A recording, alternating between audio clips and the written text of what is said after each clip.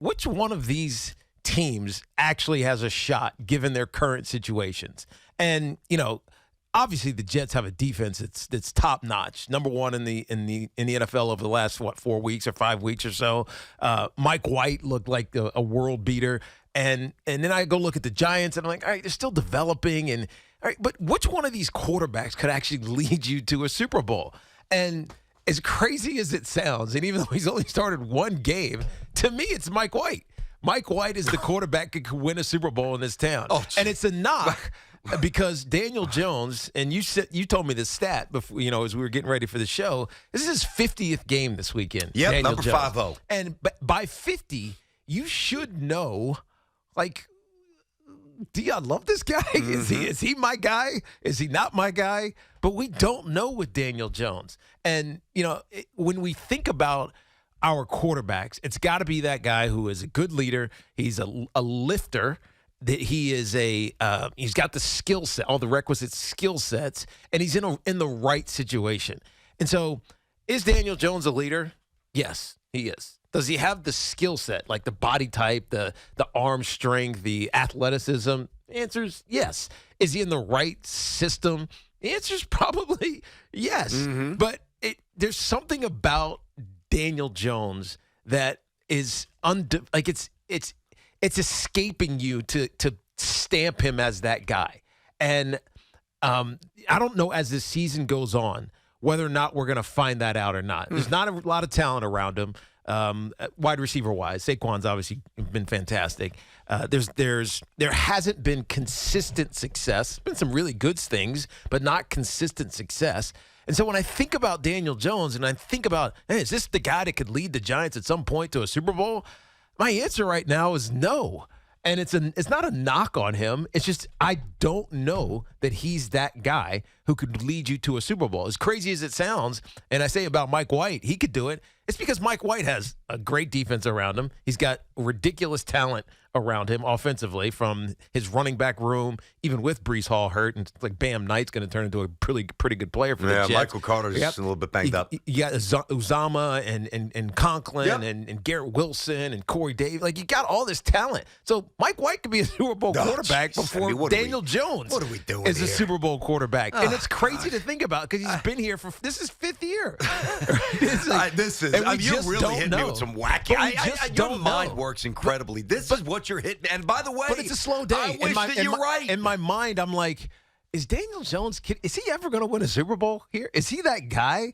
And I gotta say no. Mm-hmm. And it's not a knock on him, but it's just not set up to be his time. Okay. All right. Now, first of all, the thing that I find really interesting, and we were throwing around this part about it early this morning.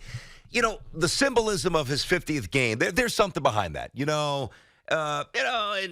every sport, you get a sense of when that maturation process really begins to... It just clicks. It clicks. You feel it. You see it. Yep. And, 50 games in the NFL is certainly a pretty decent barometer. Now, you look at some of the great quarterbacks now and some of the really, really, really intriguing, highly talented, accomplished younger quarterbacks. Kind of a little bit of everything. Like Mahomes played 74 games. Remember, he sat his first year and watched. Josh Allen's played 72. Lamar's played 69. But then you get to like Tua at 32. And listen, I think we want to see Tua against better teams and Tua in the cold and Tua in January. But you kind of think that Tua is the man down there. You already feel that. You feel do. that. Same with Jalen Hurts. Jalen Hurts has played 41 games for the Eagles. And Joe Burrow's played 37, already got his team to a championship and had his knee, blown into smithereens. Mm-hmm. And recovered from it. And that's what I'm saying. But you do get some outliers here. You know what? And how about this for symmetry? So, number 50 for Jones this week, Geno Smith has played 56 games. Now, I think it's more likely, I think it's highly probable that Daniel Jones' second act in the NFL is very successful with another team. I do. I'm not saying that the Giants shouldn't bring him back. I'm not saying that the Giants won't bring him back. But the point about his ability to elevate, and let's not fool anybody here. He doesn't elevate. Daniel Jones will never be the kind of quarterback, in my opinion, who will take a crop of C minus, receivers and lead them to 30 points a game. He's not blessed with that kind of talent. Yeah. Aaron Rodgers was blessed with that kind of talent. Other guys, we know the list there. Mm-hmm. He's not that guy. Peyton, yeah, for sure.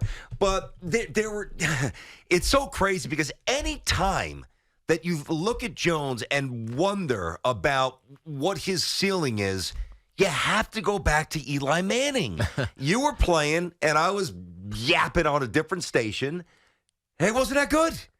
And he wasn't that good. Yeah, he wasn't an elevator. He was lost early on. After 50 games, what year would that have been for him? So I mean, it was a year he won a Super Bowl, right? So yeah, 32, 48, yeah, just about. That seems right. So, but prior to that season, we'd be having the exact same conversation that we're having about Daniel Jones. We'd be saying this. I don't know, man. I don't think he's the guy. Oh, we were saying that. Yeah, I know. No question. I was on the team. I'm sure. If Giant fans now in the year 2022 can't look themselves in the mirror and admit that they were partaking in that conversation, whether it was this station or any station, you're lying to yourselves. Mm-hmm. Because the start to Eli's career, it just wasn't very inspiring at all. Not a great athlete, not a great arm, not really winning, throwing a lot of picks, just not a galvanizer. Mm-hmm. And he was not elevating the franchise. Then all of a sudden, boom, It two clicked. championships later. Yeah, it clicked. Now, did it click because of the defense and the offensive line, which was phenomenal, and other guys like you, even though you didn't win the championship, you made his life easier. You bring in some receivers, Plex, some big, tall guys. Shockey was there. Jeremy Shockey was a beast. He was a mismatch. It was a nightmare as a matchup.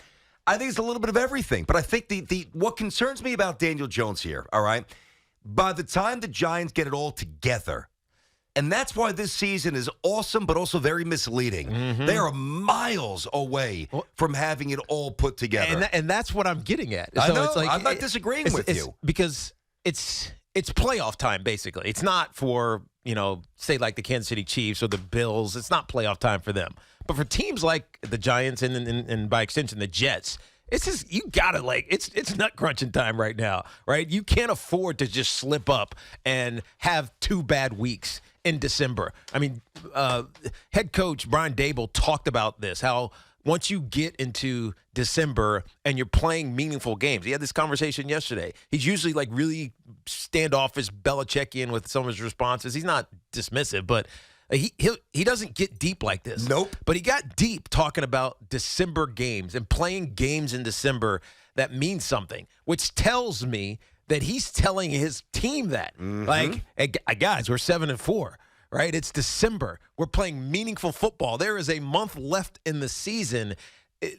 Maybe there wasn't an expectation that we're going to the playoffs, but there is an expectation that we're going to the playoffs. Now there is. Now there is. Yeah, I and agree. You're playing Embrace it. Embrace it. Exactly. Embrace Yep. it. You're playing a meaningful game in December. And so as I hear these things, I'm thinking, dude, he's talking playoffs. That's exactly what he's talking about. He's not saying playoffs. He's not saying we're playing, we're gearing up. We gotta win this game. We gotta win this game. He's not saying all those things. He's saying, we gotta get better day after day. But he's actually saying, we got to win this game. We got to win. This is the playoffs, which makes you start thinking about, man, is this team a Super Bowl team? And, no. And the answer is no. Not even close. I don't even think they're a playoff team, actually. But then you start asking yourself, why? Why isn't it? And we know all the issues with the injuries and the lack of depth and all those other things. But eventually it always comes back to the quarterback. Like, who's taking the snaps? And so it made me ask myself, is Daniel Jones a Super Bowl quarterback? And just like you were alluding to with Eli, even though Eli had the family name and the pedigree, you kind of just felt like it would happen at some point. Daniel Jones doesn't have that. Daniel Jones also doesn't have the he's got the most common name of the world.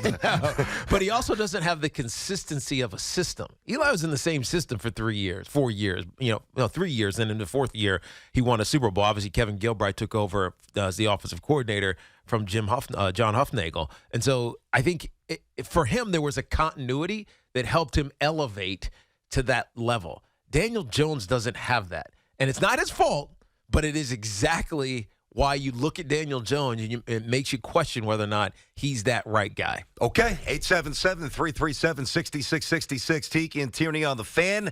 We're inside of our Town Fair Tire studio. Our friends at Town Fair remind you that you always get the guarantee lowest price on name brand tires from Connecticut to Maine, nobody beats Town Fair, tired, nobody. Can we petition the NBA, play the Pistons 82 times a year? Then Knicks would actually be pretty good.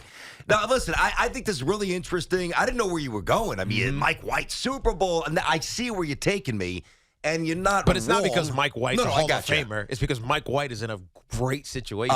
Well, I also think I need to see, I don't want to derail the Jones stuff, but I also need to see this Jets defense play against a better offense. I know the Jets defense is really good. I know they've got guys that get up in your face in the front. The secondary's good, and they're making plays. I get all that. The stats are very kind to the Jets, but I want to see how they measure up against a much better Vikings team. I know they're good. I want to tap the brakes a little on this might be the best defense in the NFL, and I hope that they are. But I got to see it this week. I see it up in Buffalo. We've got to see a few more of these situations down in Miami, last game of the season. All right, so there it is, the Daniel Jones stuff. Listen, it's not going away. Now, it's been obscured a bit because this, for the most part, has been a fun year. Giants have 7 wins. They're doing pretty well. But at the end of the day, this story was always about Daniel Jones and, to a lesser extent, Saquon Barkley. You've seen what you've seen. Is he the guy? Tiki and Tierney on the Fan.